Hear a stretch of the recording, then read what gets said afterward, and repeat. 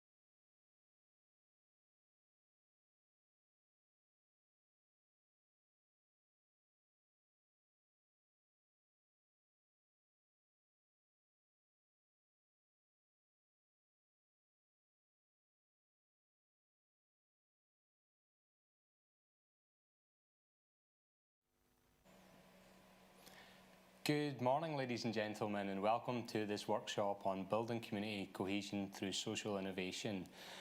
You're very welcome here, either if you're watching live or you're watching retrospectively. My name's Paul Boylan. I'm going to take you through the first part of the agenda today.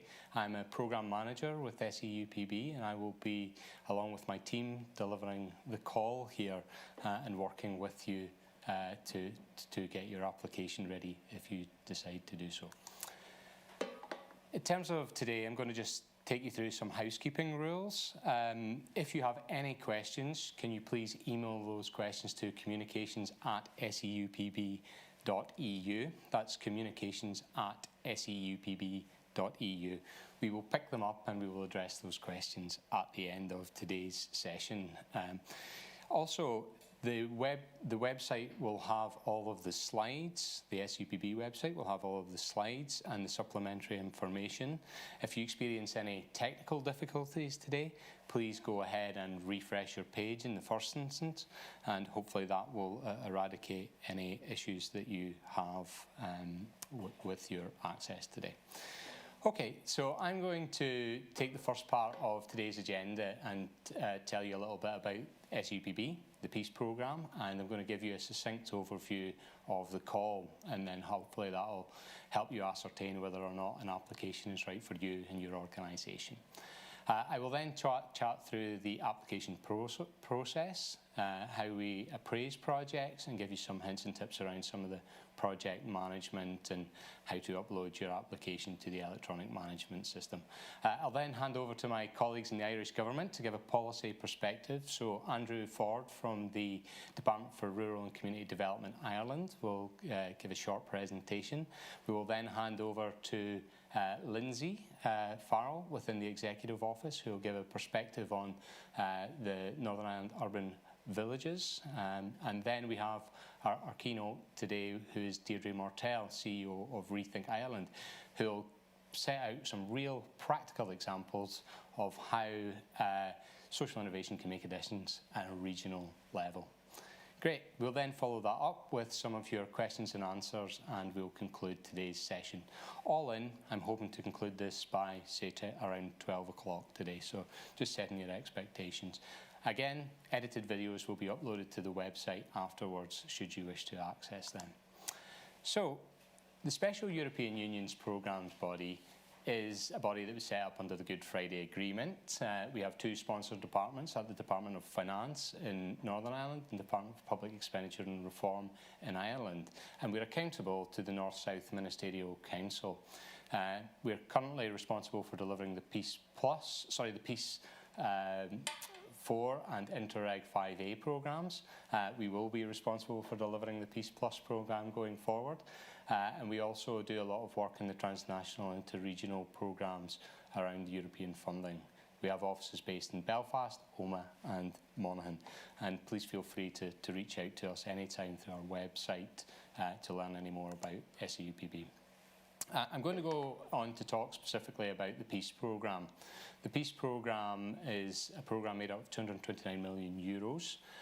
It was originally established around the same time as the body, so we're now on the fourth iteration of Peace Programme, and we have Peace Plus coming down the line, as I previously mentioned. We are looking at funding around 85% of any grant award on most projects from the ERDF, and the remaining 50% comes from member states, so that's the departments in Northern Ireland and Ireland. In this case, this call, it's 100% funding can be made available. 85% would come from Europe, and the remaining 15% would be brought by the match funding in the member states. We could spend up to 20% of the programme funding outside the eligible area, and we have done so, so that it benefits the eligible area. So that's just a little bit about the Peace Programme. The eligible area for the Peace Programme is set out on the next slide, and the area encompasses all of the border region of Ireland and the whole of Northern Ireland, and the current programme has exactly the same area. Apologies, I'm just...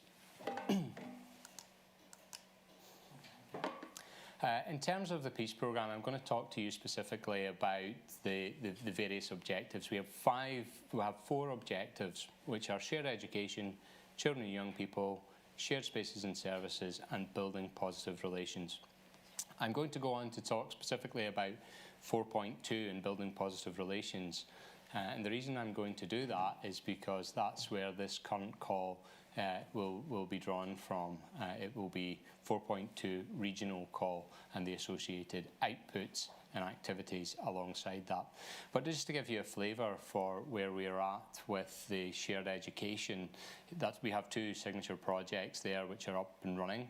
We have 11 children and young people projects that are out there. We have, I think it's about 8 shared spaces projects, and currently we have 20 regional projects. You'll see on the slides the perforated local authority proposals. So those projects are currently being run through the local authority in the various thematic areas. So children and young people, shared spaces, and local authority plans.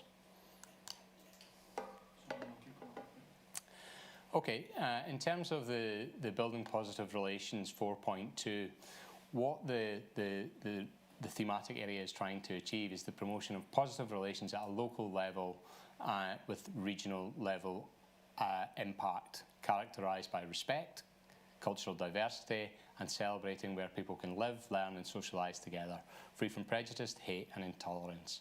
And we currently have 20 live projects under that theme, varying from, you know, the IFA doing a Sport Uniting Community project to NIACRO doing some community reconciliation work. We also have housing associations doing work at a local level with individuals. So there's a wide variety of projects under 4.2, and this thematic area is one of them.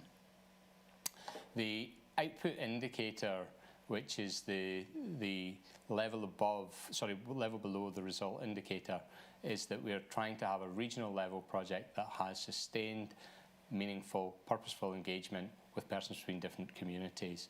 So in terms of the sequential flow, we have deliverables, which are the activities the projects do, which give us the output, which is the regional level, which give us the change, which is the result indicator.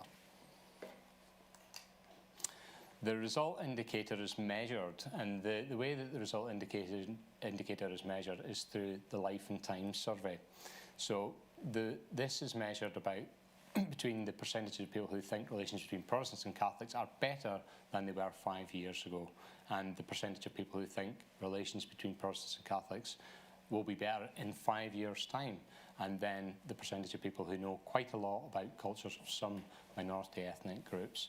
So that's the measurement tool. It's not an exact science, but the Life and Times survey is what we have as the baseline out there and what we're trying to impact upon. So I'm really here to talk to you about the building community cohesion through community-led social innovation. So some key points about the call. It's a €1 million call. We're only looking to fund one project. That project should have regional level impact, but we've got very targeted regions that need to be covered within any bid, and I'll come to that a bit later. We're expecting the application to be between 12 and 18 months. It has to be inclusive in nature and ensure it engages that output, which is the meaningful, purposeful and sustained contact between different people of different backgrounds, and it goes towards changing attitudes and behaviours. The anticipated project will reinforce progress towards a peaceful and stable society through the promotion of reconciliation and amongst all the communities. So we're looking for a project that's really going to make a difference and change the way communities see one another.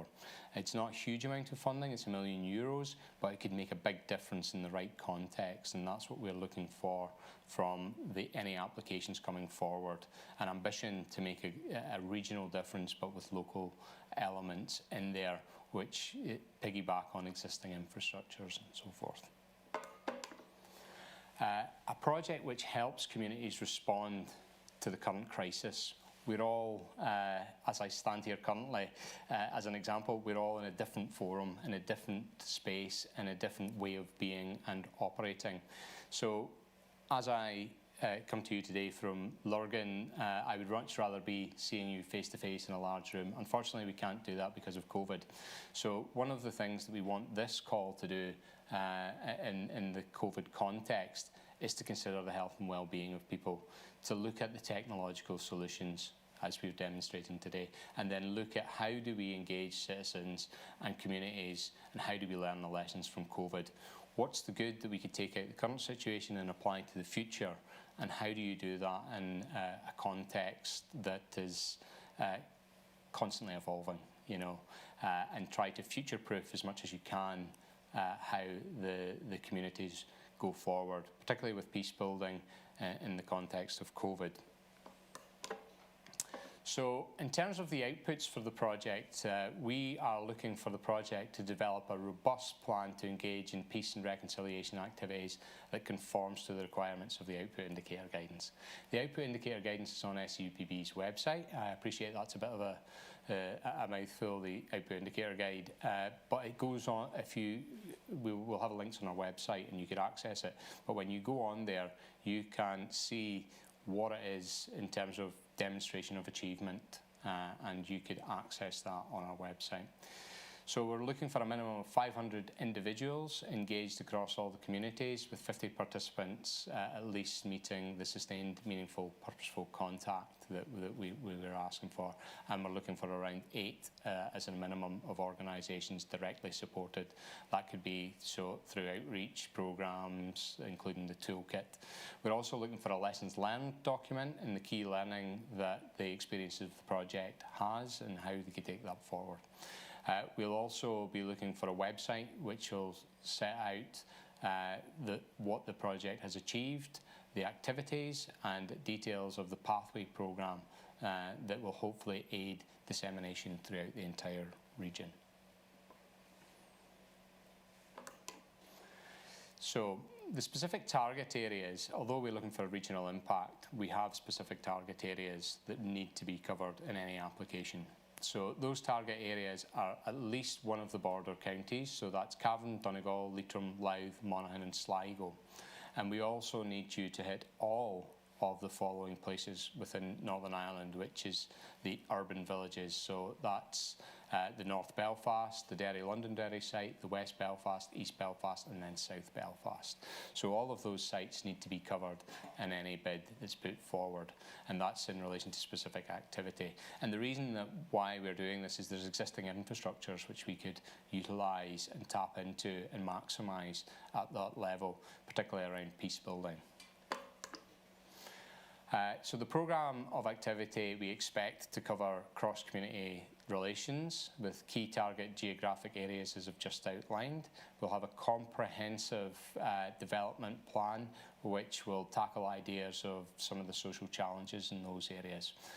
We're also looking for the programme to be sort of outcome focused, delivering on a number of key target geographic locations identified earlier.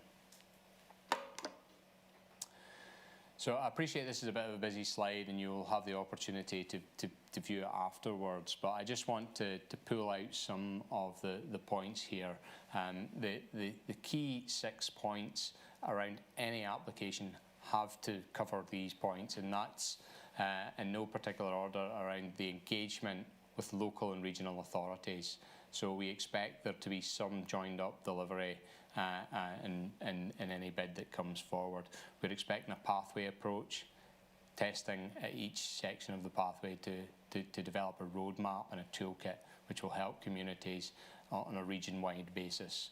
So some of the learning that's coming out will be disseminated and have that regional impact that I've been talking about earlier on. We're also looking for workshops. You know, we might need to think about the format of those when you're putting forward your bid and how you could drive social innovation forward and community cohesion through some of these dissemination workshops, some of the ideas, some of the speakers. How do you drive that up? And identifying community innovation and capacity building agents and having them on the ground to help drive up some of the ideas and cohesion across the communities. So in terms of the opening date, the call has opened now. It opened on Monday morning at 9 a.m. The call will close on the 16th of November at 3 p.m. and we anticipate there will be a steering committee on or around the middle of June to conclude on these matters. There will also be a period after you've submitted your application, should you decide to do so, for engagement with SEUPB for points of clarity. And with something that's different this time round is you will have the opportunity to engage with SEUPB prior. The final slide I have today is around how you do that. You could request a meeting through Siobhan McConnell at seupb.eu, and the slide has it up at the end. But that will be an opportunity for you to put forward some of your thoughts or questions to SEUPB, or maybe even wider stakeholders who are engaged in your project, and you want us to come along to provide guidance. So, you know, we're happy to do so. You fill in a short form, you send it in to us, we'll arrange for a virtual meetup and help you with your application in terms of giving you advice and guidance. We can't write the application for you, but we could certainly give you advice and guidance on any issues that you wish to take up with us. So that's the first part of the presentation about the call. The call document is on our website. Feel free to look through it at your leisure. My contact details are on there also if you wish to reach out and contact me or any of my team, and we'll get back to you fairly quickly and hopefully help answer any of the questions that you have. Okay, I'm going to chat you through the application process and the appraisal and project management elements of the bid, and I'm going to pick out specific elements from the call document which will hopefully help you. And there's a degree of repetition, but I think it's good to have that just to reinforce some of the parameters which we are working within. Okay, so we're seeking one project that will impact on a regional basis, but that project should have the specific urban villages and one of the border counties in terms of specific activity. We anticipate it'll be a consortium bid. They always tend to be more successful, bringing a breadth and range of experience, and we anticipate that there'll probably be some significant cross-border element to it also, both in the planning but maybe in the partnership. Particular focus will be given to the direct contribution to peace and reconciliation. This is what this is about. It's about trying to use social innovation as a vehicle to build peace. And it's certainly there at the moment, and I feel it's certainly ripe for the taking in terms of making a real difference in the context of coming out of the COVID situation. So I do believe that this call is at the right time to make a difference. Projects will have to demonstrate they're creating the opportunity for the sustained and meaningful contact. This can't be one week they meet in a hall and 50 people gather and then they disseminate, or they met virtually and then they go their separate ways. This has to be purposeful. So we anticipate that you'll look at some engagement with individuals over a sustained period, maybe 6 to 9 months, trying to bring them together, mash up the ideas, to see a way forward, trying to sustain that context with the purpose of making a difference through social innovation. So you're the experts, over to you around social innovation to come forward with the ideas, and hopefully we'll see some exciting ones. In terms of the regional characteristic, we will be creating the toolkit, the pathway. We will have the website, which will have to have regional reach, and you need to think about how you're going to get that out to other parts of the region, not just the urban villages and one of the border counties. So you need to think about that and develop your project with that in mind. The project should address strategic and policy issues of relevance, and we're going to hear from the respective government departments around the policy perspective, and that will maybe set it up into context. But please don't forget about the European perspective. There's lots of work going on in the social innovation and social enterprise space within the European Commission. There's lots of guidance, and we will include links to that on our website also to help you navigate some of that. Again, we're only looking for one project. €1 million is the approximate cost. So if you're using a planning rate, you have to use the planning rate of £1 equaling 1.18 euros. And again, we anticipate the project to be 12 to 18 months in its time frame.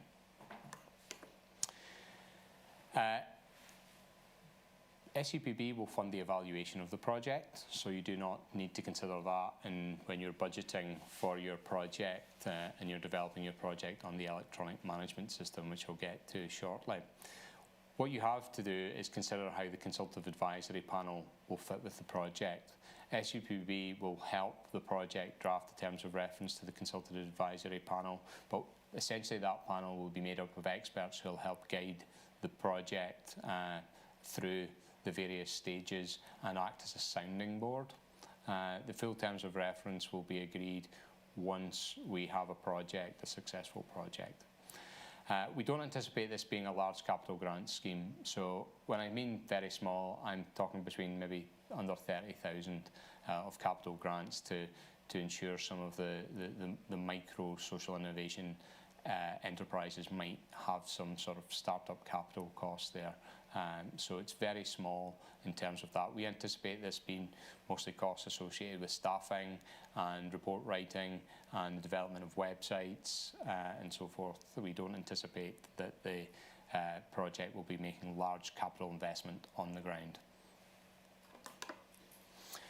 So how do SEUPB decide what projects to fund? We consider the project proposal alongside our key selection criteria.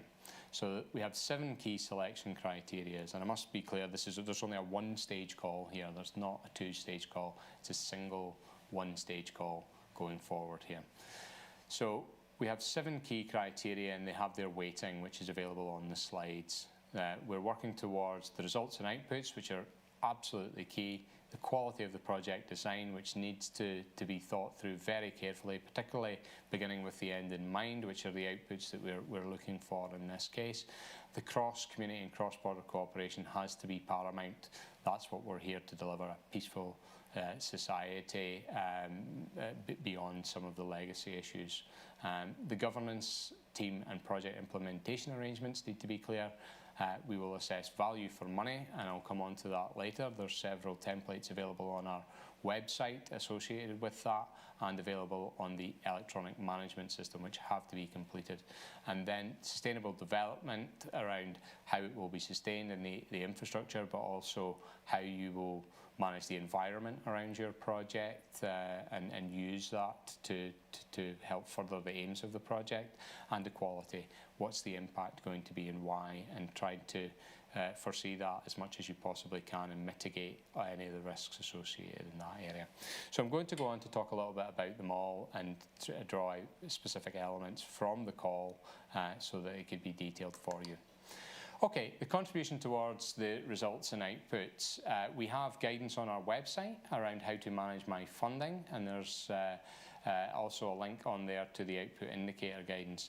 But you need to think about how you're making a direct contribution and how is that going to be measured in terms of any evaluation that SEUPB does, and how is it going to be measured in terms of the result indicator and the health and lifetimes survey.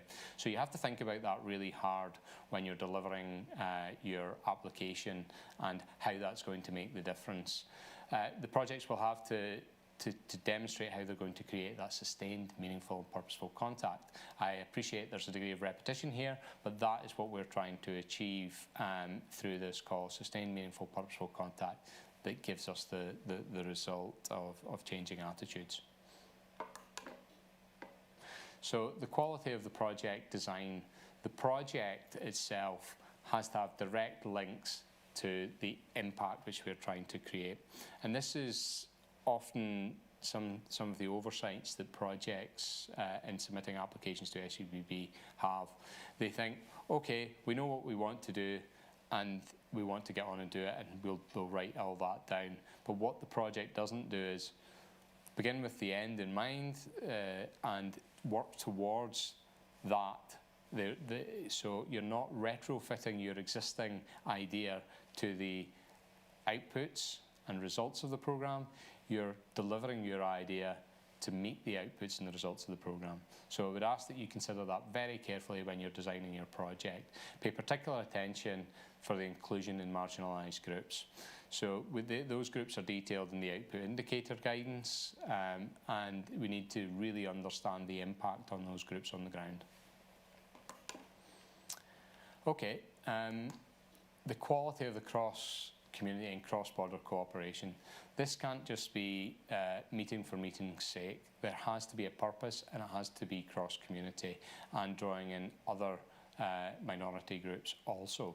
So what I would ask when you're developing your application is you need to establish how that's going to happen and why that's going to happen to give you the outcomes that we're looking for today. In terms of your project team and the implementation arrangements, you need to understand what each of your partners is bringing to the table and how that's going to make a contribution towards the outputs and the implementation of the project. So that needs to be thought through before you even consider putting pen to paper on the application. You need to understand the value of each of the partners, how their experience and skills are the right mix. You know, do you have social innovation? Do you have peace building? Do you have a youth-led element or a ethnic minority element? You need to understand all of these different issues and why they're there in order to deliver your project and work alongside your project team.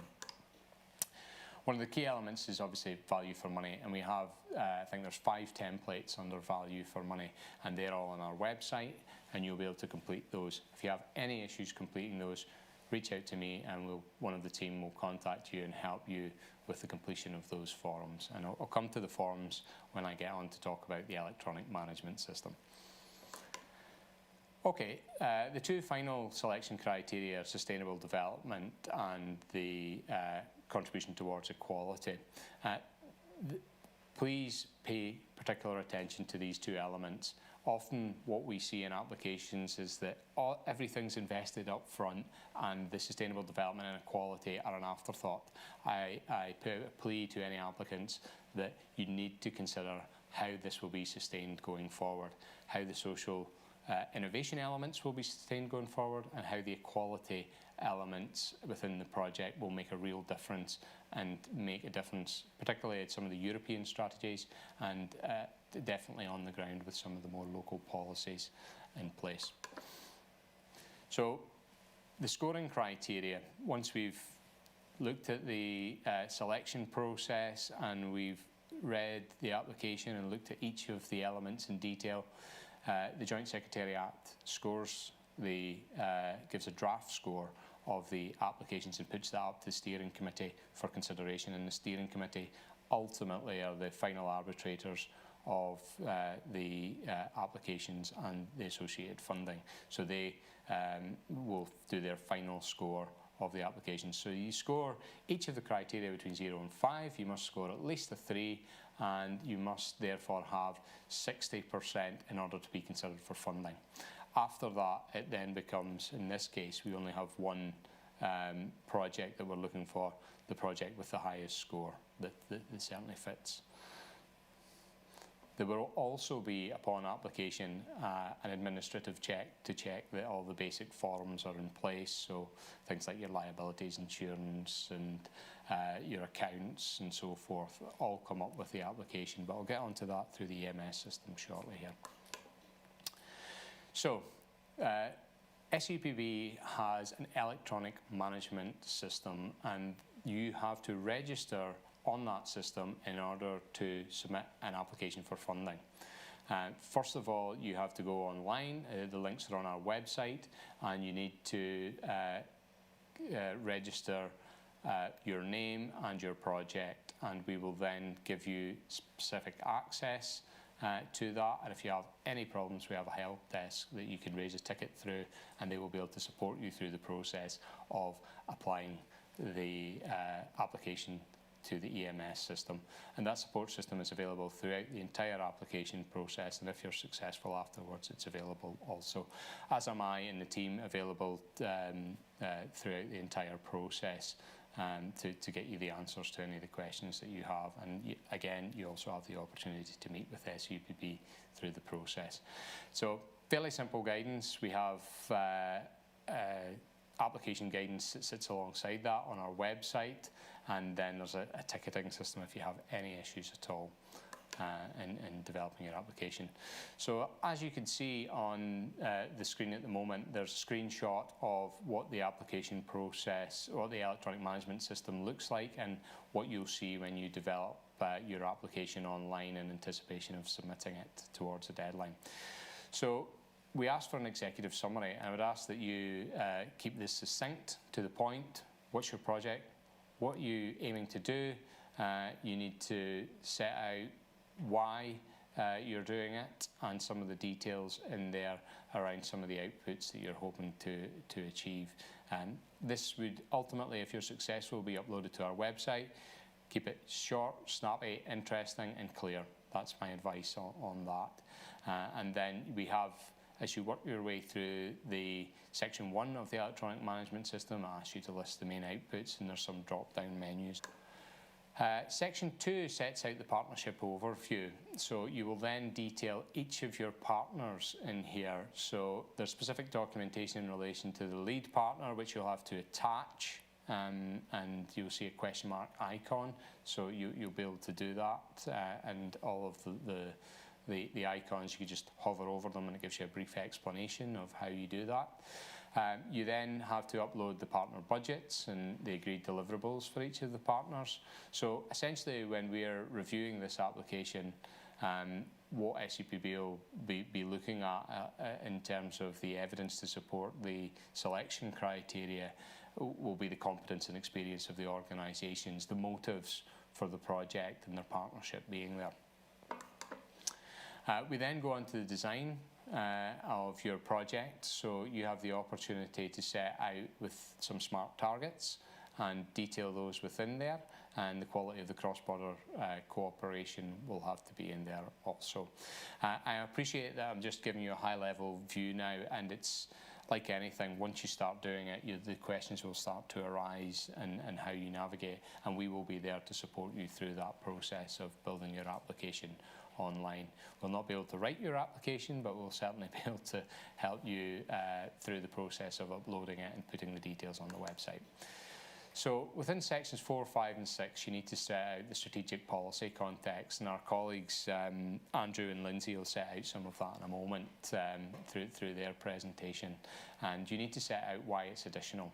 You know, there's existing infrastructure there. There's a lot of work going on in similar spaces, but not this specific space. So you need to understand why we're doing what we're doing in terms of your project, and what you expect to see in terms of additionality. Why is it additional to what's already out there? Okay, in terms of some of the need and demand of your project, it's certainly important that you reach out pre-application and start engaging with communities that you are looking to engage with if you are successful. You need to understand the infrastructure. You need to demonstrate that you understand the infrastructure in the application. Because if you don't, your project will be unsuccessful. I don't say that lightly, because the communities are pre-existing. There's existing infrastructures, and they're difficult in terms of trying to untangle some of that, and we want you to be in there understanding it and complementing it when you're putting your options forward. You also need to set out within your applications the options that you consider before arriving at the project proposal which you're putting forward. So in terms of the outputs of the project, they are detailed there: the pathway, the lessons learned report, the pilot website, and ultimately the website which will detail and have regional impact. Within the management arrangements for the project, please describe the management structure for your project. We love organograms. Give us an organogram of how you see the project working. We have a CAP, a consultative advisory panel, which we talked about earlier. How will that fit in with your organogram of the project and how will it work in practice. You need to also demonstrate that you have the administrative, financial and operational capacity to deliver a project of this size of £1 million.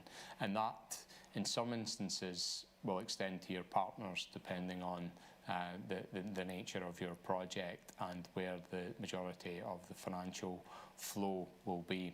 So bear that in mind, that we may come back and ask at a later date if one of the partners has the financial capacity to deliver elements of it, because there could be degrees of liability there.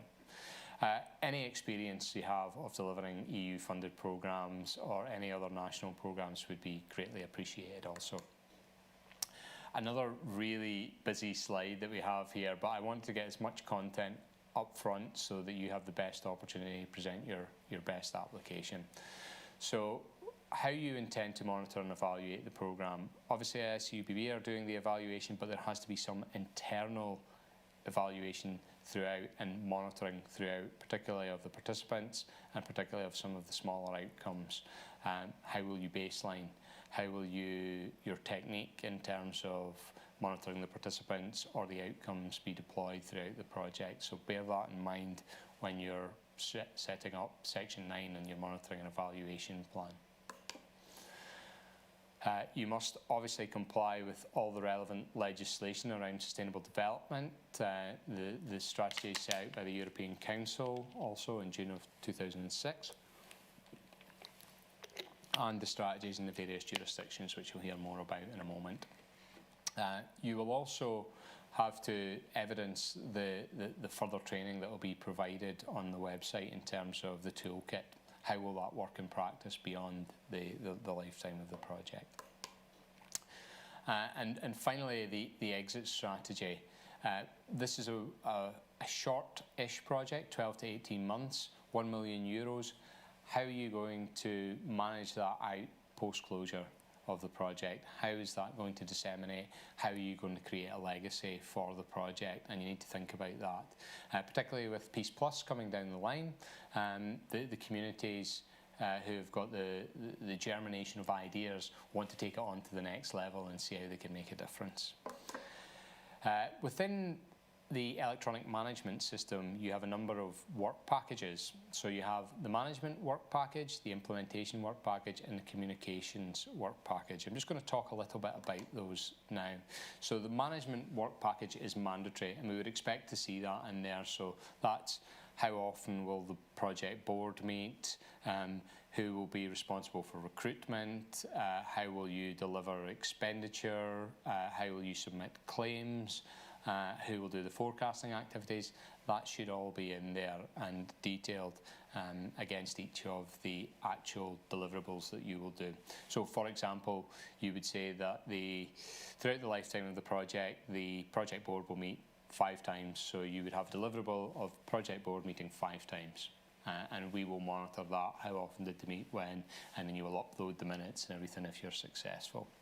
That's just to give you a brief idea about the management work package. It is mandatory and you need to complete it.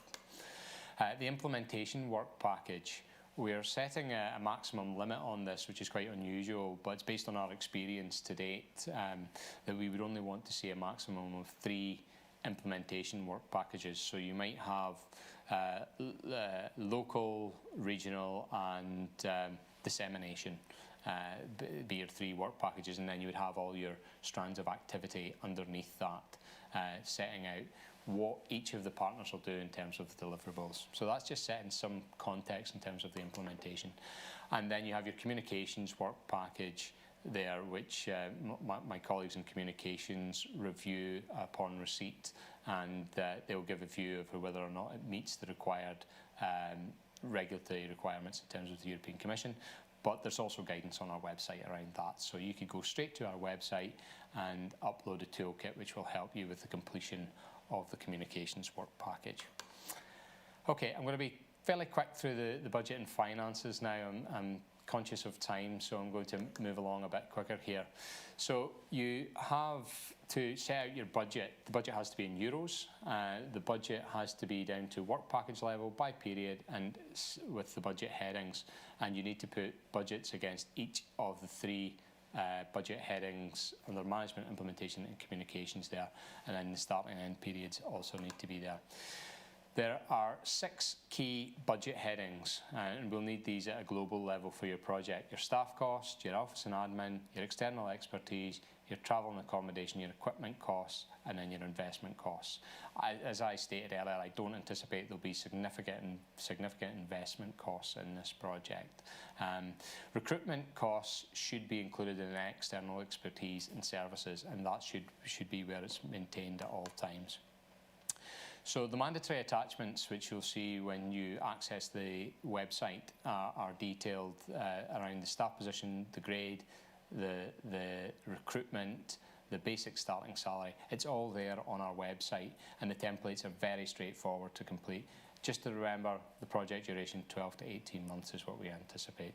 In terms of budgeting, there's just a couple of key elements specific to this project I want to pick out.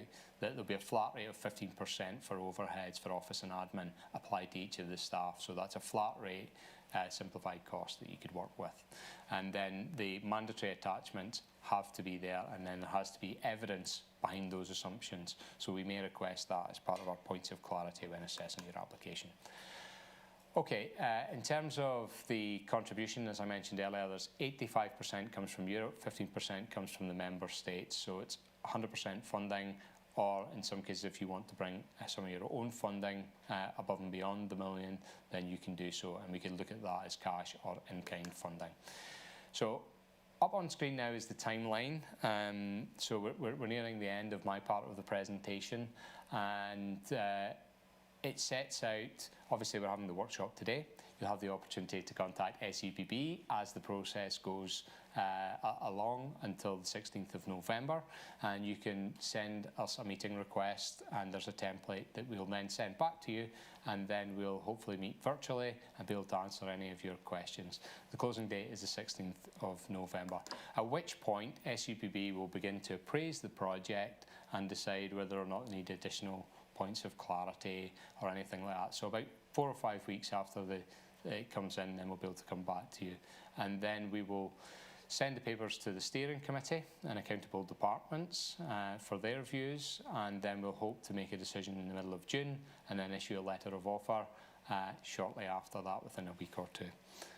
So the slides are all there for you to review and look at a later date.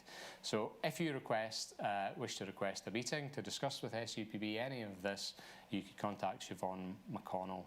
And we will have frequently asked questions available on our website, and you'll be able to access those at any point throughout the process. So I would ask that you keep your eyes peeled on the website. As questions come in, we'll continually answer them and then upload them to our website. Well, that's me for the moment. I'm going to hand over to Andrew Ford in the Department for Rural and Community Development, Ireland, and thank you for your time so far.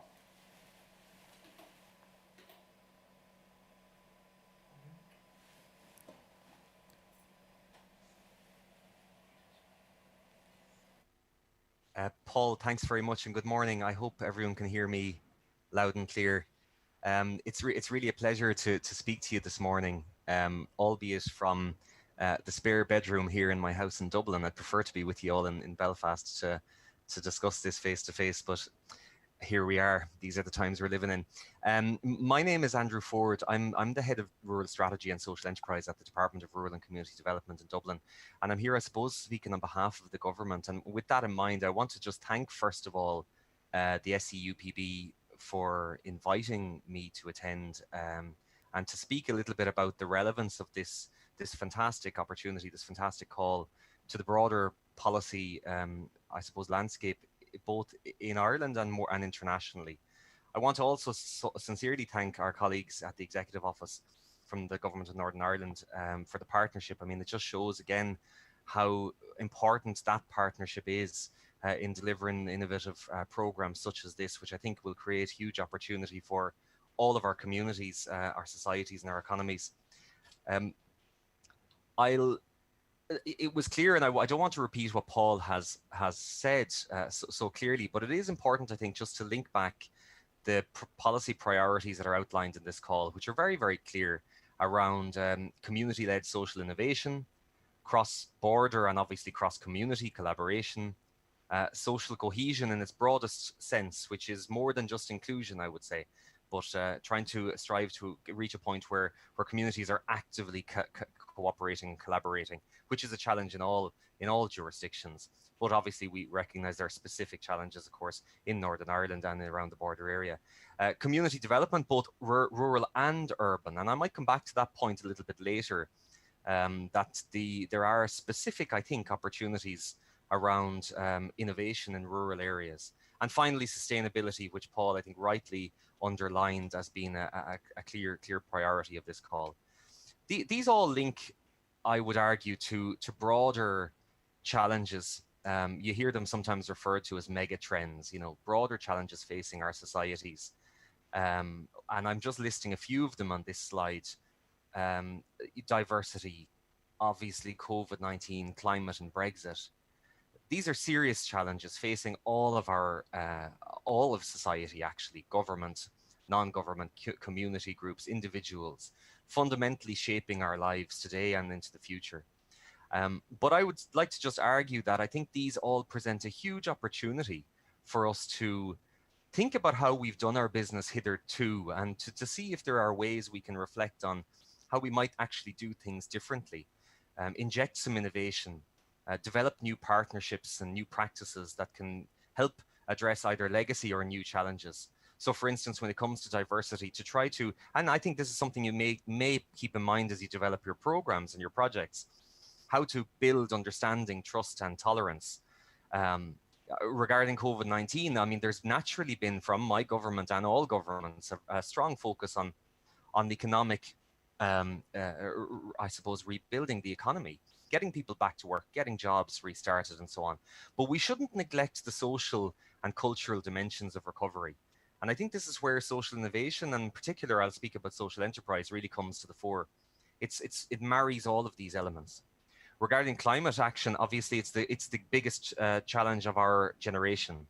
And there are actions that can be innovative and developed in the area of mitigation, adaptation and transition, and not just transition, but a fair transition, which recognizes, I think, the specific challenges facing different groups of people, those who are marginalized, those who are in rural areas or isolated, those who are not as equipped as others potentially to adapt.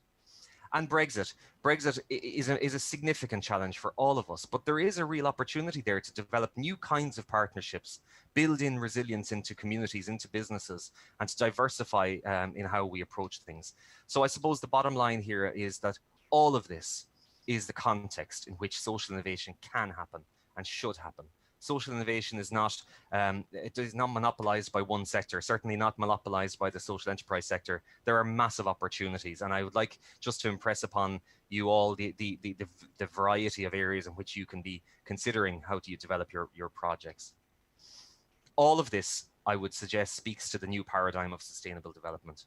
Paul referred to the importance of sustainability on numerous occasions. This new paradigm, which is not so new, but it is more and more embedded, I would suggest, in how we do our business. And certainly at an EU level, this permeates all of the EU's programs and policies, which I'll discuss shortly. It recognizes the interdependence between planet, people, prosperity, partnership, and peace. You can't focus on one without the other, and to do so would neglect potentially an opportunity. So this is, I think, what we need to try to strive for, this kind of interdependent approach, which is holistic and inclusive in the way it is addressed. Fundamentally, it's around not just trying to recover, but, and you've probably all seen this mentioned on a number of occasions already, but it's really about building back better. We have a fundamental opportunity now, a convergence of challenges that creates a unique opportunity just to reimagine what the future might be like. And to do so, I think it requires just harnessing both the ingenuity and the cooperation of people from all communities, north and south of the border and within their own communities, based on the specific opportunities in their places where they are and their circumstances to realize, I think, new possibilities. So just turning briefly to the policy framework in the Republic of Ireland around this whole issue that we're discussing today. I'm going to just focus on probably two briefly, but there are a number of others. The social enterprise policy for Ireland is one of the newest policies that our department has and the government has put out, and the first of its kind in relation to social enterprise. And it is quite innovative in itself because it seeks to address an area of business and innovation that has until now not really had significant level of policy support. Fundamentally, the policy is all about supporting social enterprise to maximize social, societal, and environmental impact. So there's a perfect complementarity between what social enterprise and this particular policy is trying to achieve and the broad spirit of the call today, which is why I'm speaking to you. But what is a social enterprise? And forgive me, a lot of people on this call may be well familiar, but others may not, and may not have considered what the opportunity social enterprise presents is. Social enterprises, as far as we're concerned, are enterprises whose objectives are to achieve a social, societal, or environmental impact, rather than maximizing profit. So they are businesses. They trade on an ongoing basis by providing goods or services, but they reinvest into achieving the clear social objectives. And thirdly, they're governed in a fully accountable and transparent manner, independent of the public sector. So this is what we're talking about when we talk about social enterprise. So it's not business, it's business plus. It's about doing business better, actually, where there's a broader community gain, community partners, participation element. And there's a huge opportunity, I think, around social enterprise. And I should say a significant sector developed both north and south of the border. Our policy is built around three objectives: to build awareness, to ensure there's broader awareness both within the public sector, but also the broader public and society around what social enterprises are, what they offer, where they're situated as part of a business ecosystem, but also deeply embedded in communities. Second element is around growing and strengthening social enterprises to try to build them even further. And this is really in line with international good practice as well. This is not just a Northwestern European movement. This is very much a global movement that there's increasing understanding about the value of it. And finally, achieving policy alignment. What do the social enterprises look like? And this might be just food for thought in relation to some of the programs you might be proposing as part of this call. Well, work integration social enterprises are a very strong feature of the social enterprise ecosystem. That is to say, those social enterprises that target the most marginalized potentially in our society, those who have been furthest from the job market, be it because of their disability or level of ability, be it because of where they reside, potentially because of their previous conviction or whatever. And work integration social enterprises, I think, very much speak to the idea of inclusiveness and cohesion in community. So there's a real opportunity, I think, there. Enterprise development obviously is around just using the social enterprise model to build business and create jobs, delivering community services throughout communities, increasingly the circular and the green economies, which very much speaks to, I think, the broader efforts around sustainable development and environment and so on. Again, micro energy generation, we see a huge opportunity here for cooperative movement and so on, potentially to develop in terms of micro energy generation. And finally, just to say that social enterprises take many different forms, both urban, rural, regional, and even transnational, international social enterprises. And I think it's important to recognize the distinctions between them all. They all serve a unique kind of purpose based on their own specific circumstances or context of operation. And there are, I think, specific opportunities in both the rural and the urban areas. More broadly, this call speaks to a variety of different policies within the Irish context. The first I would point to is actually not on this slide, but it's the 5-year strategy for empowered, inclusive and sustainable communities, which my department has also developed last year, which is, I think, worth referencing when you are preparing your proposals, because there's a lot in there that I think is very useful. It was very much a co-produced document which set out how actually to the government can work together with communities to empower them to be masters of their own destiny in many ways. Other policies which are relevant are sectoral. For instance, here on the left-hand side of this slide, you'll see it's the Department of Justice in Ireland, their strategy on social enterprise. So that's very much a sectoral focus. The programme for our new government has very strong and clear references to building on the National Social Enterprise Policy, supporting communities, developing the circular economy, all of these kinds of areas of work. And I just thought it would be useful also to refer here on the right-hand side to the local strategies, which are increasingly developing in Ireland now around social enterprise and have a very strong relevance to social inclusion. We have the recently launched the Loud Leader Partnership social enterprise strategy, which I think is again, just speaks to the opportunity along the border region where plans are developing on how to actually foster social enterprise and social innovation in specific ways. Paul also mentioned the broader international focus, and you'll have seen in my earlier slide, the eagle eye amongst you will have seen the SDGs logo. The Sustainable Development Goals are really a very important linchpin, I think, of anything that is related to social economy, and a number of them are being. I would actually suggest that all of the social enterprises that exist on this island address at least one, if not already, a very natural are typically SDG champions. But it goes beyond the Sustainable Development Goals. The OECD has very significant work done in relation to standards and social enterprises, recently released a very important report which speaks to the importance of social enterprise and social innovation as part of the COVID recovery process. Similar, the ILO, and obviously the European Commission is really out front and center on this with the various actions and policies they have produced. They'll be developing a new action plan specifically on the social economy next year. And finally, on the UN level, again, the UN also is cognizant of the link between social innovation, social enterprise, and sustainable development, with a UN General Assembly resolution on this issue due to be debated at the end of this year and passed early next year. So it's just to say that this is very much a global movement.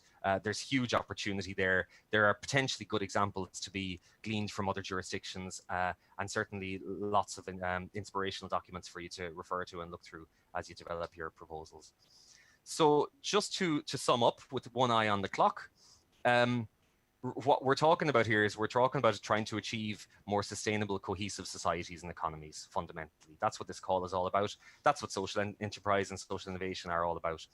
These are multi-sectoral and complementary. They're not just, they're not just based in exclusively in community groups. It can be much broader than that. We should be thinking as ambitiously as possible about different ways to reach the various targets and objectives of this specific call. They can help address major societal challenges. Those that have been tried to be addressed, try something new, something different. They're a key enabler of a sustainable and inclusive economy. Because those things are important. We need to move away from the growth model to a model which recognizes value and recognizes the importance of growth that is sustainable and inclusive. And as I said, they're growing in scale and scope and impact on a daily basis. And we, I think, have a duty to do what we can to build on that momentum. We already have excellent collaboration, I'm very happy to say, with Social Enterprise Northern Ireland being a very important partner, and others, obviously. This is something we'd very much like to build on. So the final point is that this is, I think, ideally suited to North-South collaboration. And I would hope that we will see many good projects being proposed where there is a really clear North-South collaboration between various communities, organizations, and so on. Look, I started off by talking about the macro challenges and the mega trends, but really we have a unique opportunity here. This call is a tremendous opportunity, I think, to think big, to think ambitiously. And I just want to thank you all again for your attention. Thank you very much, Andrew. That's really informative. I particularly draw on the point around collaboration. This is a cohesion policy that requires collaboration, so I really do appreciate that perspective, and thank you very much for joining us today. I'm now going to hand over to Lindsey Farrell from the Executive Office in Northern Ireland, who's going to give the perspective from the urban villages. But just before I do, if you have any questions, keep them coming in on our communications email, and we will continue to answer them. We have a few that are coming in already, so please continue to do so. Over to Lindsey now in the Executive Office. Hello, my name's Lindsey Farrell and I'm the Director of Urban Villages and Communities in Transition in the Executive Office to talk about why the Piece 4 Building Community Cohesion through Social Innovation call will be delivered in the 5 urban village areas, and why this is really important to you as you approach thinking about developing your bid for this really vital piece of work. Throughout the course of the presentation, there'll be a number of things that I ask you to connect with as we run through. These will hopefully help you in your presentation and in your preparation for submission of your bid. These are really vital in terms of explaining the context and the foundational principles of the Urban Villages initiative. The strategic frameworks are a vital aspect of this. As you will already know, the Urban Villages Initiative is a Northern Ireland Executive programme. It's one of the 7 headline actions in the Executive's Good Relations Strategy, Together Building a United Community. The initiative is designed to improve good relations outcomes and develop truly thriving places in areas that have suffered from years of conflict and division and continue to suffer from the legacy of the past. So later in the presentation you will hear about the importance of stakeholder engagement to the Urban Villages Initiative, and it was that stakeholder engagement and community consultation that helped inform and speak into these strategic frameworks that were developed for our South Belfast Urban Village, which takes in Sandy Row, Donegal Pass and the markets. Our Derry Londonderry Urban Village, which takes in Bogside, Fountain and Bishop Street in the northwest. Our Eastside Urban Village, which takes in the area of the Newtonards Road, the lower end, Grampian Avenue to Bridge End. Our West Belfast Urban Village covers the Colin area in the west of the city. And last but by no means least, our North Belfast Urban Village, which covers the Ardoyne and Greater Ballysullen areas. These strategic frameworks remain the foundation of the development of work themes across the Urban Villages Initiative. They remain the foundation in terms of projects across all of the areas, and they're a reference point for further development and a means of identifying opportunities for collaboration. I cannot stress enough the importance of these documents. These are the documents where the hearts of the community come through very clearly, where the voices of the community can be heard, and I would ask you to connect with these. Each of these frameworks contain a series of strategic actions per area that we'll now go on to talk about. The strategic actions are specific to each urban village area. They were gathered through a comprehensive process of information gathering, analysis and extensive engagement across the communities. The actions seek to build on what is working, highlighting opportunities for sustaining positive change. And that is just one of the reasons why urban villages areas are a good fit for this social innovation call. Each area has strategic actions that point very clearly to the importance of social innovation and enterprise in some way, and you can get to look at them more closely yourself. But it is not just about these specific actions that you should look at, but all of the others too, because they all provide opportunity to engage in social innovation in some way. They're all around creativity. They're about doing things differently. And later I will give you some actual examples of how this is already happening in the urban village areas. At this point, I'd really ask you and invite you to connect with the strategic actions, become acquainted with them, what they mean and what they might look like in practice in urban village areas. You will see there the 3 core aims for the Urban Villages initiatives. As our core lies the ethos of good relations. It's a good relations programme, so its first aim is to foster positive community identities through building community capacity. In achieving these 3 core aims, a key mechanism is aligning and influencing investment. So in practice, what does this mean? This means coordinating and aligning effort across departments, councils, arm's length bodies, community organisations, and here today, the Irish Government and the European Union to deliver good relations outcomes. It's about identifying and building on what is working, in recognition that sustainable change requires investment in both social capacity in terms of people and communities and physical assets within these locations. It's also about exploring ways of investing and trying new approaches which stimulate private investment and economic activity. All of this really important as a ground and a grounding for social innovation. Supporting good relations lies at the heart of urban villages, and our job is to reinforce good relations at absolutely every step of the programme.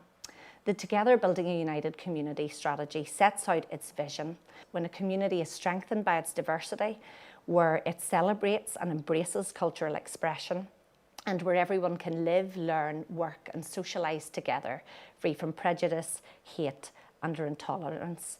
This is much more than what we would traditionally have talked about as cross-community work. This goes much, much deeper. It's cross-cultural good relations that's in line with this vision, and it's about building stronger communities that are at ease with themselves and with others. So how do we do all of this? And we do this through 3 programme strands. We have our community-led projects that are exactly that. They're projects that are led by community organisations embedded within the community, working for and with the communities they serve. There's currently 41 of these across all 5 urban village areas. Our capital projects are a vital aspect of improving the physical environment across the 5 areas. We currently have 42 of those completed, and there's 6 currently on site, making a real, tangible, visible difference in the areas where they're located. And then we have our cross-cutting strand of the programme. These are programmes that impact across all 5 urban village areas. They cover important themes such as community tourism, employment and training, capacity building and education. And recently we have focused these areas more than ever on an area-based approach. This has culminated in the production and development of a series of area-based plans, which you will see there on the slide. Again, one of these has been produced for each of the 5 urban village areas. These plans were launched in Belfast and Derry, Londonderry at the end of 2019. And they basically show a state of play, capturing a current update of the urban village's capital, community-led and cross-cutting investment, all in one very easily understood, accessible document. They've easily understood, as you will see on the screen, illustrated maps and summaries of projects and programmes, as well as data recording the impact of programmes on people and places. The plan shows where the urban villages, TEO and village areas. It also gives a sense of how public sector and community are working better together to animate the area and develop thriving places. It shows how current and future investment can be targeted and delivered in effective and sustainable ways. And the plan, very importantly, can be used to inform both private and public investment, providing opportunity to stimulate economic activity. Again, at this point, I would invite you to connect with the area-based plans. These are vital roadmaps for each of the urban village areas, and I would ask you to consider them as you're developing your bid. Stakeholder engagement is another very important principle that lies at the heart of the Urban Villages initiative. The Urban Villages programme is committed to ongoing consultation and engagement with its communities and wider interest groups throughout the life of the programme. And I think this has become really evident through the really strong connectivity that has developed over the past 4 years since the inception of the initiative. Community has helped to develop the strategic actions and frameworks and to shape a programme that focuses not only on the needs of each area, but very importantly on the assets. It's about building on what works in each location and highlighting opportunities to sustain real positive change.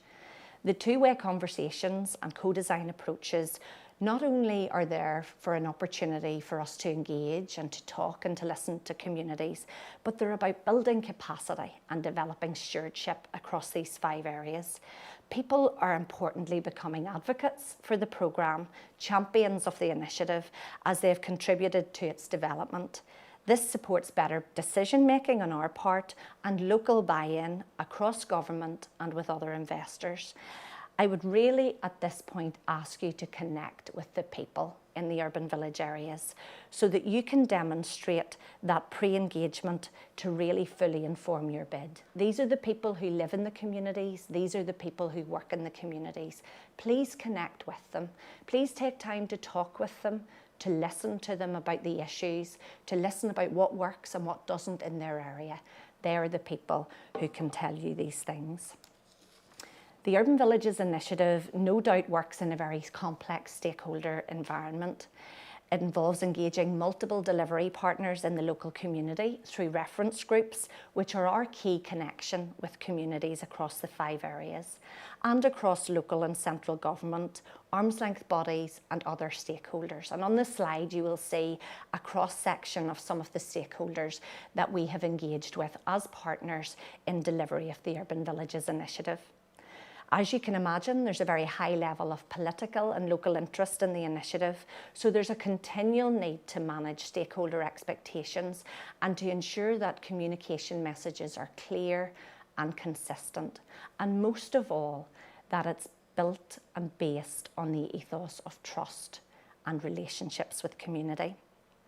As I've already said, we have a commitment to ongoing two-way communication with our 5 communities and gaining community buy-in through a wide range of participative events, including stakeholder reference groups, political briefings, local and wider stakeholder events. In our new world that we've all had to adapt to over the last number of months, we've already started to think about how we do this differently.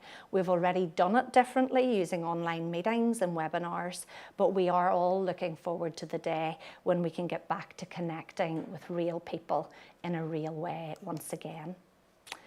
The next number of slides are going to give you an opportunity to see some of the examples that I mentioned at the outset of the presentation.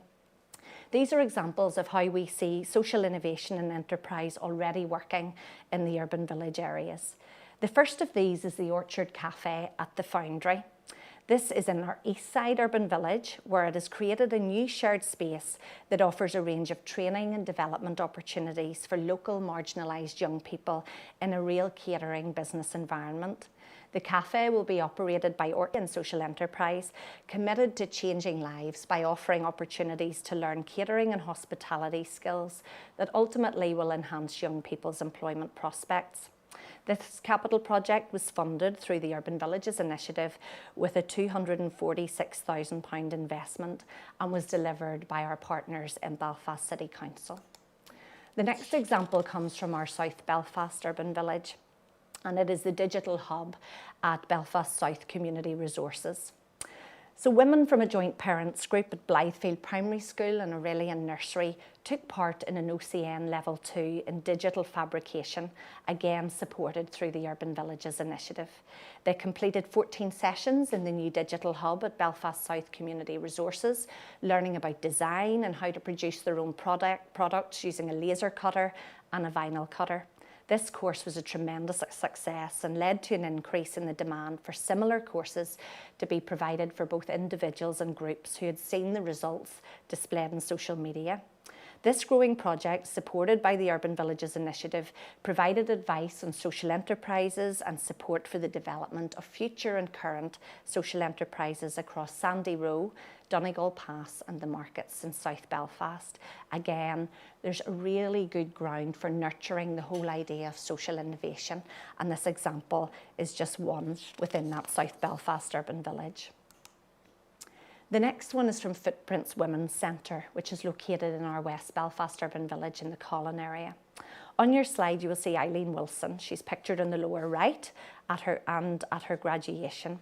She was food services manager in the Women's Centre, and she oversaw the Department for Community Support, the opening of the first social supermarket in Northern Ireland at the Women's Centre. This milestone event made it possible for local people to provide for their families in a dignified way. Eileen was so instrumental in securing further funding from the Urban Villages Initiative, which invested to double the size of the social supermarket and also improve facilities in the local area. Eileen not only is involved in this, but leads a programme with a group of Syrian women whose families have made the Colin area their home. Supported by their capacity building programme in urban villages, they have helped these families to integrate into the local community, engaging with local women and taking part in a range of weekly food, music and dance classes. Eileen then successfully completed a social enterprise programme diploma supported by the Urban Villages Initiative Ulster University. The business plan she developed during the course is being used directly for the further development of the social supermarket at Footprints. All of these examples are important in highlighting the energy, the enthusiasm, the creativity and the innovation there is across all urban village areas. And I'd ask you to connect with these places, visit them, experience them for yourselves, see it firsthand, the creativity and the imagination that's being shown on a daily basis to respond to often very difficult circumstances. There are new ideas in these areas needing enthusiasm and needing an injection of energy. Please connect with these places.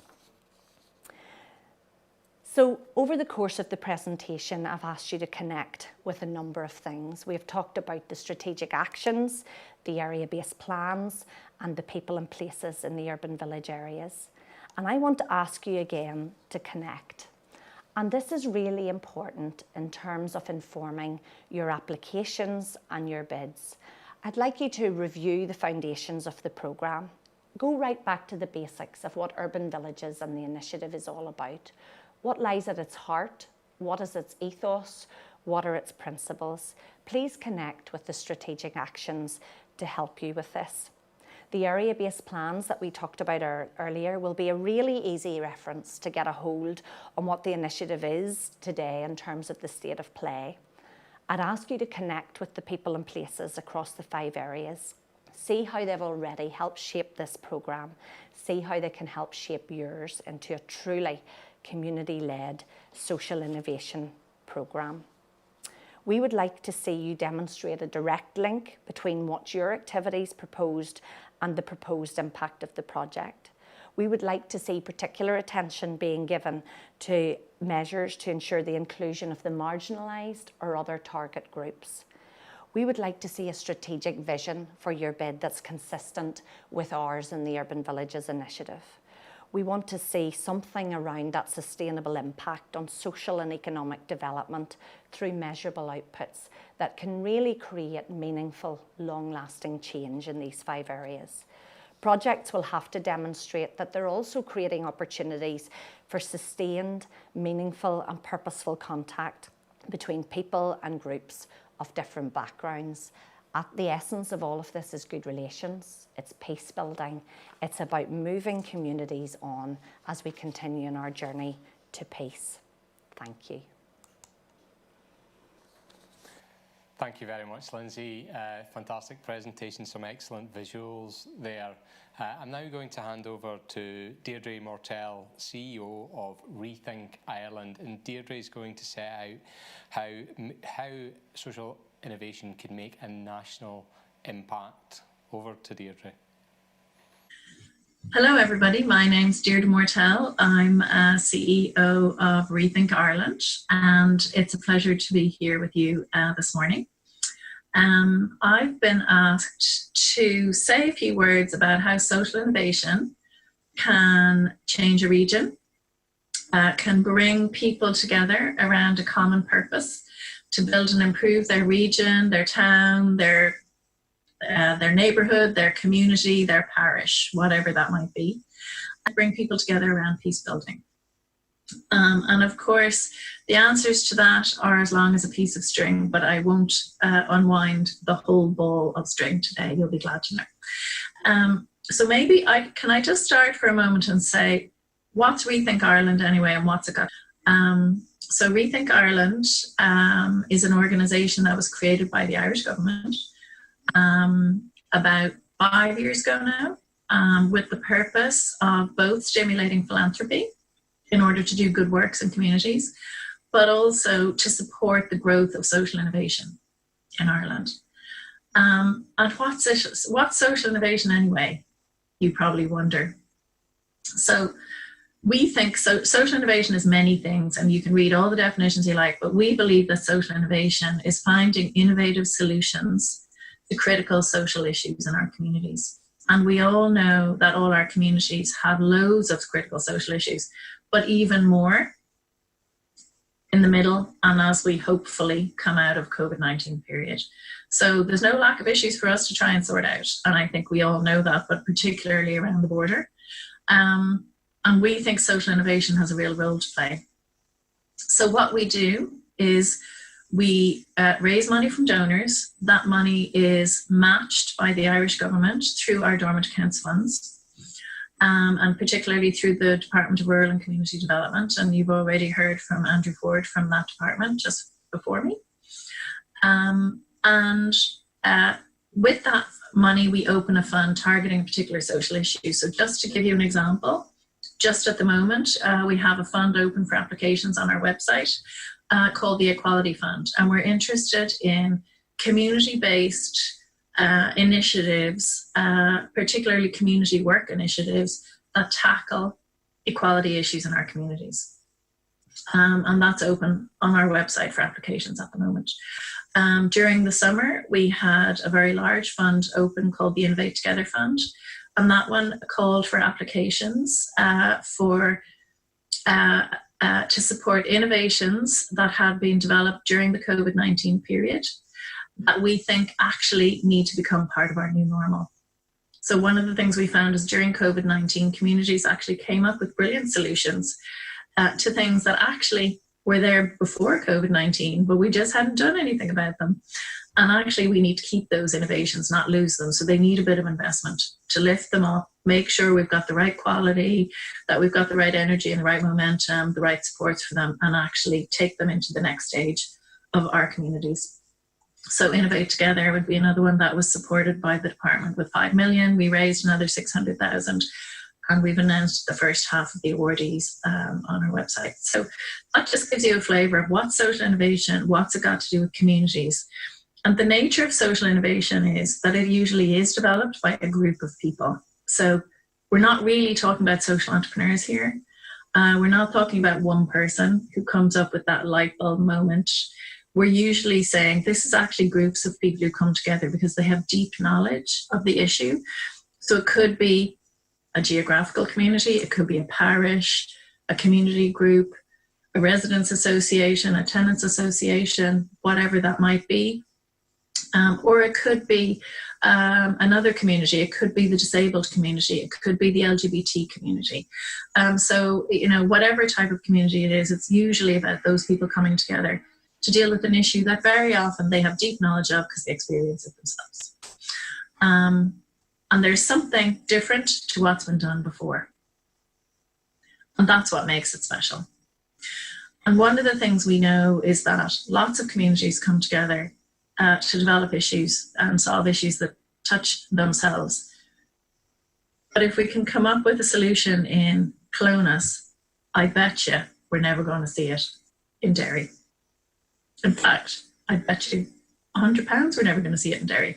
Because we're very good at innovating here in Ireland, but we're not that great at spreading it around. We like to invent it all by ourselves and just keep it as our own little secret. And so what Rethink Ireland is trying to do is to say, how can we actually spread these things around and what kind of supports are needed for that? So that's our special mission, and that's why the Irish government created us. So one of the things we really believe at the moment post-COVID-19 is that there's a huge opportunity for innovations in the area of building sustainable rural communities. I bet that is not a new thought for you out there. And when I say sustainable, I mean sustainable rural communities, but also town communities. So we know that in lots of parts of Ireland, our rural communities have been dying. Young people have been leaving. The people who stay behind are older, or maybe isolated, maybe they're farmers living in remote communities or in professions where you're working alone. And so we're seeing all kinds of issues that many of us are familiar with. The sports teams can't get a full team together anymore. Maybe we've got people who are feeling lonely and isolated. We're seeing more mental health issues, all those things that can happen. They're not anybody's fault. It's just what's happening to our communities. And similarly, in lots of what used to be our market towns in Ireland, they're shrinking. It's harder to rent the space on the high street. The businesses are moving somewhere else, and the business owners are retiring, and there's nobody to take over the business. So I think one of the things that's happened in COVID-19 is that we've discovered that sometimes there are new opportunities for rural and town communities. And I wanted to talk a little bit about that in relation to social innovation, because I think it's really relevant to the border area in general. So maybe to take a couple of examples of what's possible, and let's make this real. Right now, you can see I'm not in an office, because hardly any of us are anymore. So right now I am in West Cork, in a place called Skibbereen. And Skibbereen was a thriving market town through the 19th century and well into the 20th century. And then, like many market towns, it's found it harder and harder to survive. The young people are leaving for the cities. The tourists are around in the summer, but they're not around for 9 months a year. How do local businesses survive? How do we have jobs for our young people?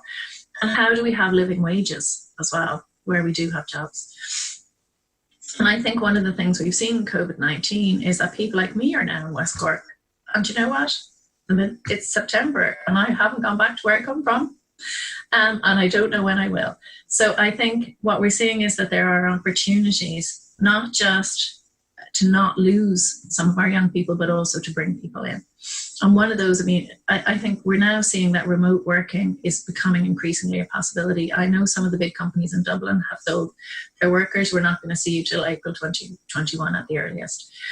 So remote working, we've broken down that barrier to innovation, which was called employers trusting their employees to do proper work at home. So that barrier to innovation has dropped away with the pandemic. And remote working becomes possible. So if remote working is possible, that means people who already have jobs and possibly on good wages can work anywhere. But how does that actually work? So right now, I'm in a bedroom. But I probably wouldn't want to work in a bedroom for the next year. I'd really prefer not to have my home be my workplace.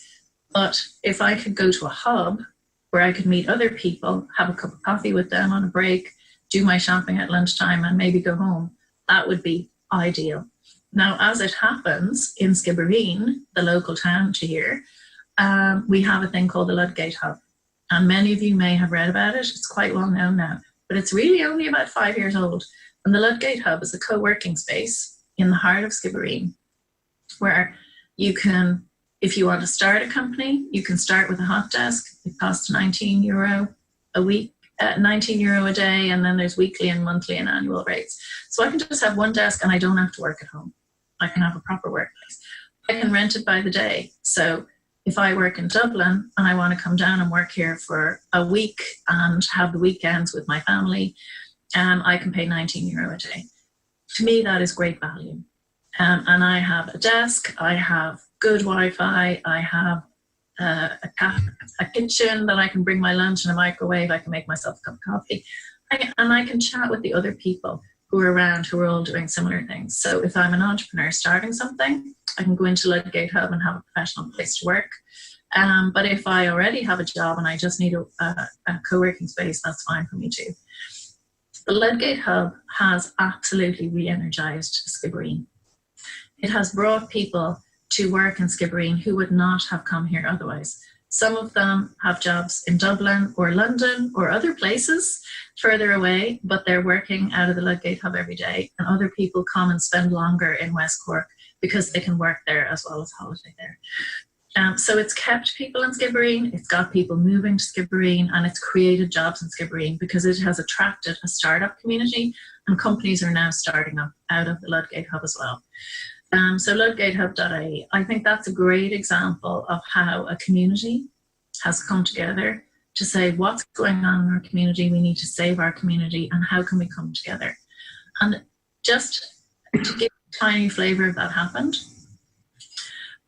John Field, the owner of the local supermarket, Skibbereen family for generations, donated a building that he owned that was no longer used, an old cinema. He's the chair of the board. He put together a board of other people, a mixture of people who live and work in Skibbereen and people who holiday there.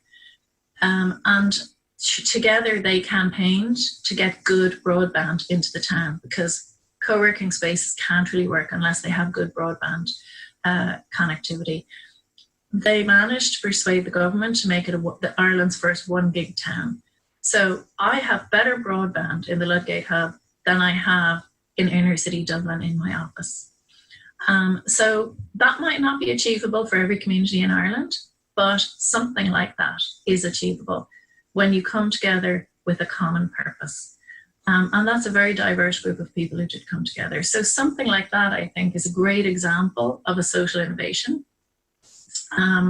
that has brought vibrancy back into a small market town in the west of Ireland that had lost its purpose in terms of markets, but that has found another purpose.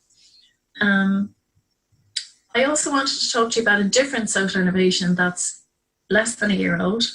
They have just hired their first employee. In fact, they've hired their first employee from my team, so I'm just barely forgiving them for that. They're called Grow Remote. So Grow Remote has started in Galway in the west of Ireland. And basically Grow Remote is promoting remote working in communities all over Ireland. It's not located anywhere in particular. It doesn't even have an office right now. So what they're doing is they're making remote working attractive to both employers and to employees. So for example, you may have heard of Shopify.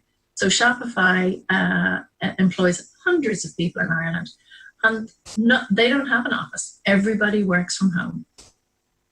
So Shopify found it difficult to actually find employees because the normal ways of advertising jobs don't work. Advertising agencies don't really work with remote working.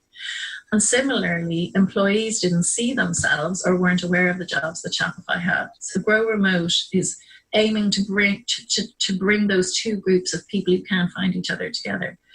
Employers who are interested in hiring remote employees and employees who are interested in remote working but maybe can't see themselves in it. And one of the fantastic, as we all know, remote working has its pleasures, but it also has its challenges. And one of them is loneliness and a sense of remoteness. So one of the things Grow Remote does is actually bring workers together in a geographical community. So let's get all the workers in Wexford together. Let's get all the workers in Omagh together. So we're going to have a Wednesday night pint, or we're going to have a Thursday afternoon coffee, or whatever that is. So we can just get together and have a chat and have some kind of sense of community through work outside our home. We don't have to work for the same employer. But again, it's about saying, you know what, we can have jobs that pay a decent living wage and still work remotely and bring that money back into communities. So that's another example of an innovation where two women in Galway came together and said, we've got to do this. And they've just hired their first managing director, who's called John Eboy. And John used to be the head of our Social Enterprise Development Fund. So we're very sorry to leave him, but I think that's a fantastic innovation, actually. And they have to also be an awardee of ours. So if he has to leave, at least he's going to an awardee. Just a third innovation, maybe closer to home, that I think is fantastic is the Peace Link in Clones in County Monaghan. I'm sure many of you will be familiar with that. But again, an amazing sports centre. It looks like a sports centre from the outside, but it's a peace initiative on the inside. And it's really working together, the people of Clones and Monaghan together with the people of Erne East on the other side of the border, to say, how can we all come together around a common interest? And obviously sports teams and sports initiatives are a great way to do that. And one of the things I love about the Peace Link is that they have something for everybody in the community. So, you know, if I'm a 25-year-old man and I want to play soccer, that's great. But you know what? It's not for me, because I'm not a 25-year-old man and I don't want to play soccer. But you know what? If I'm 5, they've got something for me. And if I'm 85 and female, they've got something for me as well. And so they really are a community-based initiative that has something for everybody to do that's healthy, and it's around physical activity. but I don't have to be an elite athlete, and I don't have to be willing to get on an exercise bike or run around a track to do it. So that's, maybe a much simpler initiative, but I think also really phenomenal. And we've been very proud to back the Peace Link at Rethink Ireland. And the last thing I just want to mention is maybe more generally, I think listening to Andrew talking, Andrew Ford from DRC talking in the last, social enterprise really is an invisible beating heart of Irish communities. And I think it's something that doesn't get enough attention. I really believe social enterprise is like part of the fabric of Irish society, north and south. In the south, we have a new policy promoting social enterprise. You've had one in the north for quite a while. And I really think social enterprise is something I would really encourage people to think about as you're thinking about what are the problems we're trying to build, what are the challenges we're trying to tackle in our community. Because we can build innovations, but if they have some independent revenue streams, as social enterprises do, you don't have to cover all the costs, but if it has some independent revenue streams, you're not going to be dependent on the government. It just gives you that independence and that ownership of your own future that I think, can be lost very easily. So, whether it is, we're running services for vulnerable older people or for people with disabilities or whatever it is that's needed in your community. Very often there's a way that you can charge either for the services, or maybe you can sell t-shirts and mugs and face masks that people want to buy in association with it, or whatever it is. There's lots of different ways, but I think if there's a way that you can bring in some revenues, you will control your own future in a way that is quite hard to do if you're dependent on grants. And that's something that you can really be proud of in your community too. So I think social enterprise is really part of the border community's future, and something that I would really encourage you to engage with, as Andrew has talked about. So I think there is a lot of hope in our future post-COVID-19. Social innovation is growing. Governments are paying more attention. The EU is paying more attention. The EU is going to be putting a lot more money into social innovation over the next 7 years than it has in the last 7. So I'm delighted that you asked me to come and talk a little bit about that today. And I wish you the best with your deliberations. Thank you. Thank you very much, Deirdre. That was inspirational and both empowering in terms of some of the examples which you have given. We've now joined the part of the proceedings where we go through some of the questions. We have a question first up here for Deirdre, and that question is really quite interesting, particularly in terms of the exit strategy for projects. So how do you future-proof a social innovation project?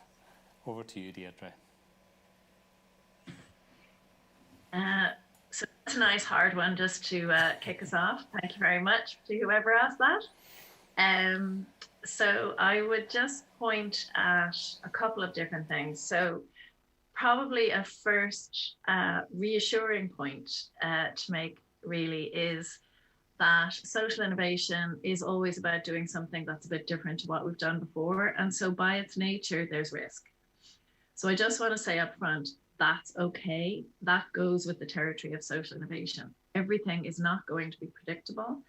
And that's something that we need to come to terms with, both as a kind of project developer, but it's also something the funders need to be encouraged to come to terms with as well. And the way we think about it in Rethink Ireland is we think that the way we think about it is risk and return. Those core investment principles, if you do the very first course in economics or investment, risk and return go together. And so the higher risk you take, the higher return you should be getting. And of course, the return we're talking about here is social and environmental impact. So that's just something that I would mention up front. This is not a risk-free zone, and that's okay. But probably helpful if your funders understand that too, as well as your backers. The second thing to the practical part is, so I think you need to think about two things in terms of planning, your strategy over time. The first is thinking about your impact, and the second is thinking about your financial model. How are you going to pay for this? And I would suggest that you think about it in terms of now, in terms of 2 years' time, and in terms of 5 years' time.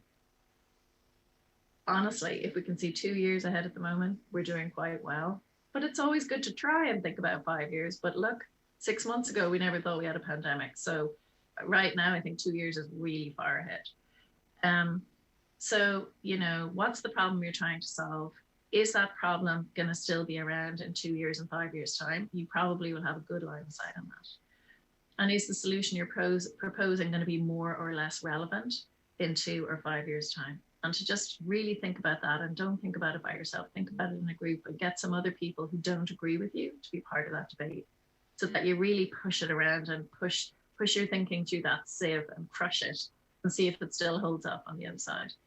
And then finally, how are you thinking about paying for it? Is it a grant-based model?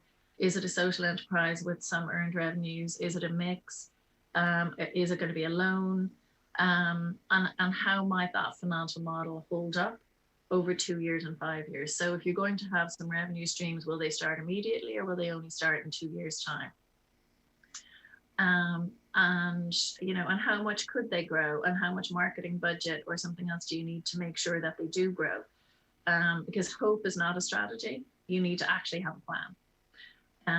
So they would be just some of the practical things I would think about in terms of future-proofing your social innovation. But just to always remember that nothing is perfect at the beginning, and we're taking risk. Sometimes we're taking a punt. We're taking a risk on this, and that's what social innovation is about. So thank you. Thank you very much, Deirdre. That's a fairly comprehensive answer. I'm going to take the next question now. The question is around the Life and Time survey. The Life and Time survey is only relevant to Northern Ireland, and what does that mean for Ireland? Well, we would expect that the project in some instances will be taking that into account when they're developing their monitoring and evaluation plans. But there are measurement matrix out there, and I'm going to hand over to Andrew to give me an idea of what is currently out there from an Irish perspective in the Republic of Ireland. Thanks very much. Well, we don't have the same kind of a measure at the moment, but it's certainly something that I think is increasingly of interest. Not least from the point of view of you know, community relations, but also community well-being. And I think well-being is something that's emerged from the recent government programme as something that we are certainly keen to develop a clear understanding of, because you know, you can measure you know, outcomes in quite brutal ways that are not necessarily holistic. And I think we need to move to a more holistic approach where we are considering well-being in the round. Just as a general observation, though, I think, you know, this call is all around social cohesion, but social cohesion is, of course, not necessarily just an issue of concern to the north and the border counties. This is an issue that is that the government here is also actively seized of, because, you know, it's a continuous, ongoing challenge. It's not just you reach a point at which you have a cohesive society. This requires all of us, government, non-government, individuals, other communities, to continuously, I think, work on how do we build tolerance and understanding, respect for diversity, and a genuinely cohesive, as opposed to inclusive, society where we're actually working together. I mean, we have ongoing challenges, both be it, you know, understanding between young and old, travelers, other minorities, rural, urban populations. You know, you name it, you will find someone who's happy to divide us. But we need to be, I think, standing very firm against that. And one thing that's hugely reassuring for me is when I look at what has been done in the past. Deirdre just referred rightly to the last number of months and just the unpredictability and so on. But if you look at that experience, and I think we should carefully look at the experience of what we call down here the community call, and the experience of responding to the COVID-19 pandemic. And what worked? Well, what worked actually was those grassroots, community-led initiatives where people took charge of the situation, and the partnership with government was robust, both on a local level and a national level. And that really, Paul, is our real opportunity. So when we want to talk about sort of community relations and looking forward, I think we need to, a starting point needs to be, building on the momentum and the good practice that we've built up over the last number of months, because it has been truly unprecedented. But the only way we will really achieve, I think, sustainable change is by partnerships, working together, government, civil society, community, and so on. Thank you very much, Andrew. Very comprehensive answer there, and I couldn't agree with you more in relation to community responding to the current crisis.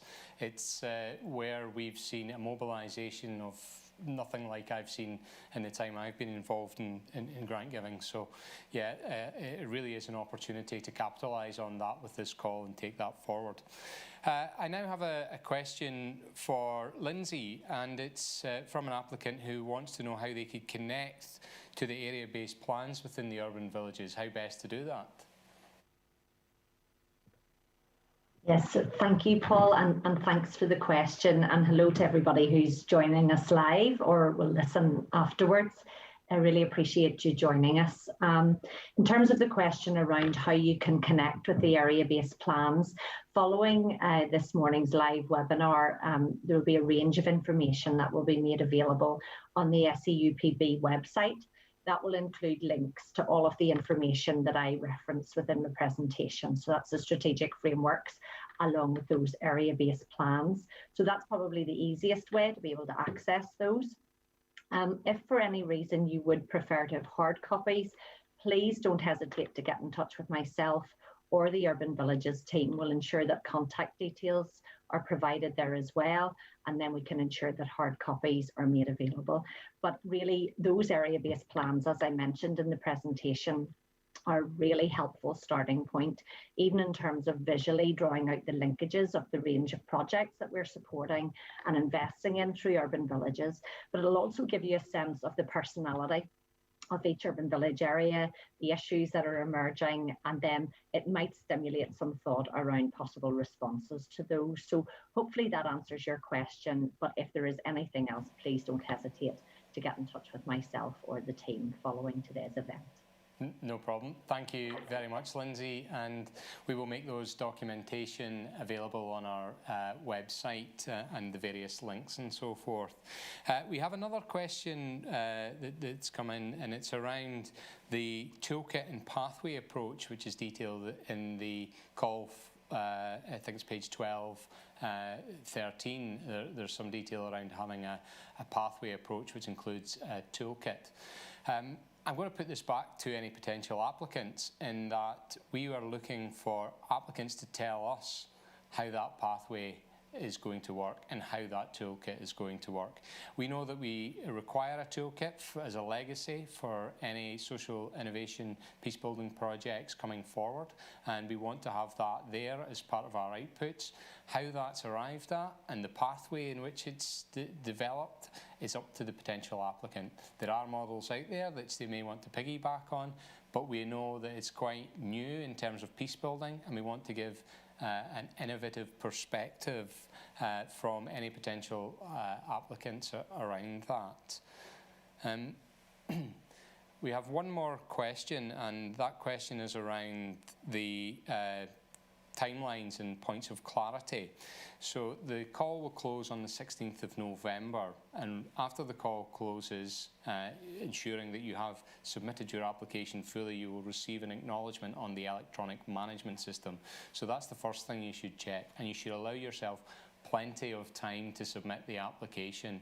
Do not leave it to 3 o'clock on the 16th of November to submit your application. We advise that you try and submit your application in advance of that date to ensure technically that you have done so correctly. Once we receive the application, you will receive an acknowledgement through the electronic management system. We will then write to you if there's any bits of information that are outstanding. We would ask that you submit as much of the evidence as you can up front, so any supporting evidence can be uploaded also along with the various attachments. So once you've uploaded all the attachments and everything else, you will receive that notification that they are uploaded. Once we have received the application, the Joint Secretariat, along with the Member State Government departments, will start to review that information. We will probably likely seek points of clarity, and this is points of clarity. This is not additional information that we are looking for. It's points of clarity on your applications that you've submitted. Once you receive those points of clarity, we would ask that you turn them around fairly quickly, so maybe 2 to 3 weeks, that you give us all of the information, and then SEUPB, along with the respective government departments, will go into decision-making mode on the evidence available, and then we will make that recommendation to Steering Committee. Steering Committee will make the final decision in and around June of 2021. If you have any questions throughout this process, please feel free to reach out to me. My details are on the call document. You can also request a meeting through the meeting template, which will be made available once you email Siobhan McConnell at SEUPB. From my perspective today, I think technically we've had a success. I just want to thank everybody involved from that perspective. Particular thanks to all our speakers who have given excellent testimony and details around their perspectives on this call. I wish any applicant all the best of luck, and I also wish that if you have any questions, come to us and please ask, and we will try and give you as much guidance as possible. This is about making a difference to society through the vehicle of social innovation. There are excellent examples out there how we could do that. It's come at a good time in the context of COVID. Communities are mobile, communities are servicing themselves. Let's capitalise on that. Let's get a fantastic project, and let's spend the European funding and the Member State match funding to the betterment of the region. That's all from me at the moment. I don't think there's any more questions coming in. We are 5 minutes early. We have one more question here at the moment, which I'm about to take. Can you elaborate on the consortium approach for applications? Yes, the consortium approach for applications, how does that work in practice? It will be up to each individual lead partner to decide which partners they want to partner with. They will have to discuss with the partners how they want to format and deliver an application. So there'll have to be a lot of brainstorming around the partnership. We would expect within that consortium bid to see a representation from Ireland and Northern Ireland, and representation with expertise in both social innovation and peace building. So there's the 4 main sort of elements that we expect to see within that context for putting forward a bid for funding. This is about cohesion and about capitalising on that. That's what peace funding is about making a difference at a community level, which impacts those result indicators. I don't think we have any more questions. Am I correct in that? So I think it only leaves me to thank everyone for their attendance today. If you're watching retrospectively, I hope you got everything you need. If you did not, please reach out to us and we will try and help you along with your application and your journey. So thank you very much for your time today, and all the best. Thank you. Bye-bye.